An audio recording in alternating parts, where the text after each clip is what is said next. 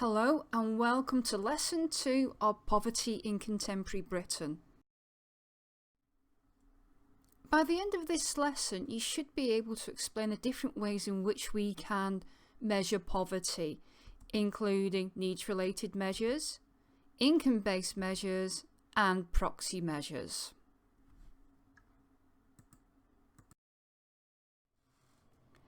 Last week we looked at two different ways in which we can define poverty. We looked at absolute poverty, and this refers to the lack of basics that we need to survive, things like water, food and shelter. We also looked at relative poverty, and this refers to the standards of living which is considered to be normal by most people in a particular society. So in our society, a good standard of living would include having access to good public transport, broadband access, access to a computer and a TV, for example. Now, people within our society who do not have those things could be said to be living in relative poverty. Let's look at needs-related measures.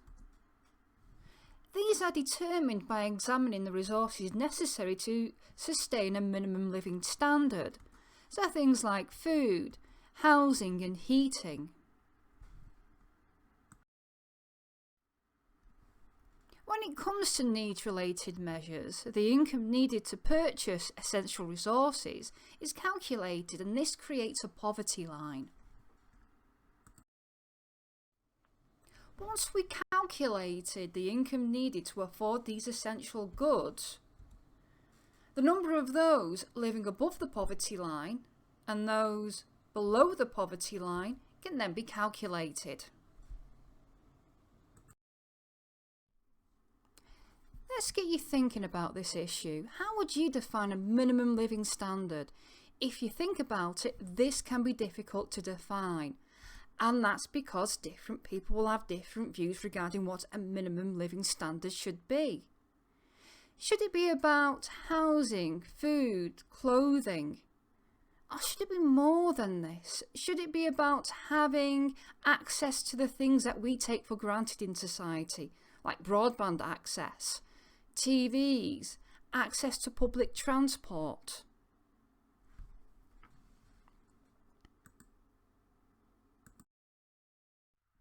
With income-related measures of poverty, the scale is based on wages and how income is spread across society. Let's look at this figure here. It's the median average income in the UK today. And when it comes to measuring poverty, the UK government uses 60% of this median household income as a poverty threshold. So, what do we mean by this? 60% of £528 equals £317. So £317 this year anyway can be classed as the poverty line. So anyone who earns below £317 can be said to be below the poverty line. So let's look at this threshold. Those who earn more than £317 per week could be classed as not living in poverty, whereas those who earn less than £317 might be classed as living in poverty. However, that's a problem with income-related measures of poverty. This number might seem rather arbitrary. For example, what about a person who earned £320 per week? Does that mean they're not living in poverty?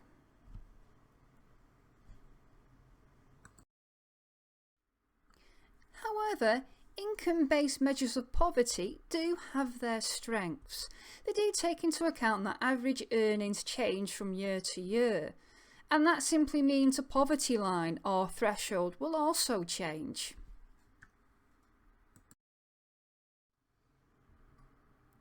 Another strength of this measure is that it enables governments to measure patterns and trends in poverty over time. And it also provides useful information regarding whether or not the government are hitting their poverty targets. Let's look at this £317 poverty line threshold. This figure doesn't really take into account housing costs. So how much would you have left after paying for food and household bills? Probably not that much. Would it be enough to live the kind of lifestyle that most people take for granted in this country? Another limitation of this measure is housing and food costs will vary from region to region. So it will be more expensive to live in places like London compared to Manchester. And those who pay for their gas and electricity via prepaid meters tend to pay more than those who pay via direct debit. It's an important point because people who are on lower incomes tend to use prepaid meters and prepaid cards. And they tend to be offered only the highest tariff by companies. So ultimately, they may end up paying more than people on higher incomes. So if we take all of these things into account, some people on £317 per week may actually end up being better off than others, and conversely, worse off.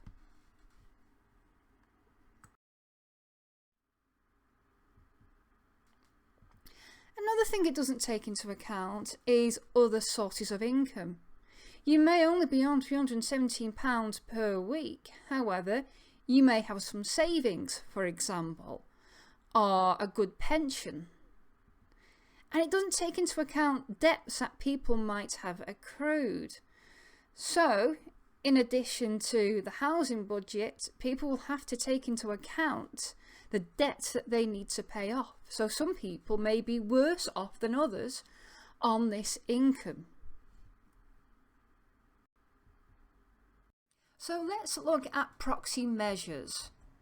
Proxy measures are an indirect measure of something. Needs and income-based measures of poverty are proxy measures. In other words, we can infer how many people are living in poverty based on how many people live below the poverty line. So let's look at the poverty line. 33% of the UK population fell below the poverty line for at least 1 year between 2010 and 2013. So that's equivalent to approximately 19.3 million people. That's a lot of people. So from this, we can infer that around 33% had been living in poverty for at least 1 year. So this isn't a direct measure of poverty. We can only infer or make a guess as to how many people are living in poverty based on how many people earn below the median income. And that's a problem with these measures. As I've mentioned before, some people living on £317 per week may be better off than others. Again, it depends on where they live, whether or not they have help from family and friends, and whether or not they have access to good transport links so they can find jobs and earn more money. So, just to get you thinking, if a person lives below 60% median income, does that necessarily mean they are living in poverty? Income-related measures of poverty or needs-related measures are also connected to other variables, such as car ownership, single parenthood, how much savings we have, and how much debt we have accrued. It's important that we take these things into account. For example, single parents may struggle more than two-parent families simply because they only have one income coming in, and because they need to spend time looking after their children. They may not be able to afford childcare costs. So some researchers have suggested that in addition to how much money we earn, we need to take these things into account as well.